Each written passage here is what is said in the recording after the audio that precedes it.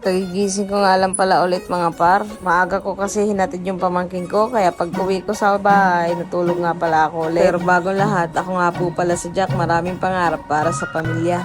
Good morning, baby! Uy, nakatayo na, baby! Ang galing talaga! Siya nga po pala si Baby AJ, ang bunsong pamangkin ko. Di bale 8 months na nga pala siya ngayong buwan. Good news nga pala to para sa kapatid kong nagtatrabaho sa malayong lugar. Alam kong matutuwa siya pag nakita niya tong video na to mga par.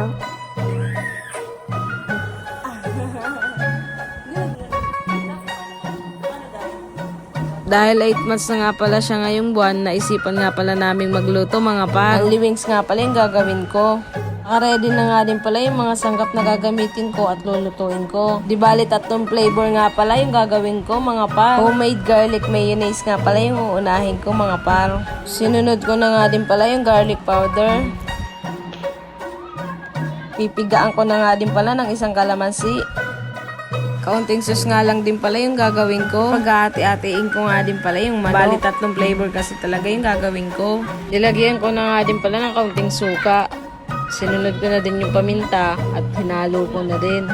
At yun na, meron ka ng sauce. Titimplahan ko na nga din pala yung pagbababarang ko ng manok bago ko iprito. Mekos-mekos na nga lang din yan pala mga par. Papainit na nga din pala ako ng kawali at mantika. Malit na kawali nga pala mga par yung ginamit ko. Ito na nga pala yung karning manok na nabili namin. Syempre, wing part yung kinuha ko kasi sabi nga nila, only wings, diba? Iko-coat na nga lang din pala natin dyan sa harinang tinimplahan natin mga par. Kumuha na nga din pala ako ng stick, tinry ko kung pwede na. At ayun na nga, pwede na nga natin ilagay yung mga manok na binabad natin sa harina. Hindi nga pala kumasya yung piniprito nating manok sa maliit na kawali, kaya ginawa ko, nilipat ko na lang sa malaking kawali. Kapag nag golden brown na nga pala ito mga par, pwede nyo na nga pala din hanguin.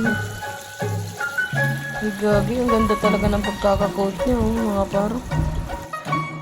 Itong unang mga naprito nga pala mga par, lalagyan na nga din pala natin to ng sauce. First time ko nga pala gumawa nito mga par, nakita ko nga lang din pala to sa pinapanood ko. Tayo na nga mga par, madali nga lang din pala siyang gawin. Pagkatapos nga pala nito mga par, rekta na nga pala tayo sa pangalawang flavor. Sweet buffalo nga pala yung gagawin natin flavor. Minekos-mekos ko na nga lang din yan mga par. Actually, dali nga lang din pala niyang gawin, kaya nilagay ko na agad yung manok. At ayun na nga, may sweet buffalo na nga pala tayo. Sa pangatlong flavor na nga din pala tayo mga par. Salted egg nga pala yung gagawin kong flavor. Ito na nga din pala yung last na flavor na gagawin ko.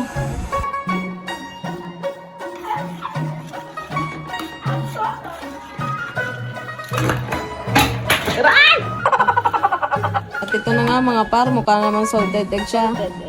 Ito na nga yung 3 flavor na nagawa ko mga par.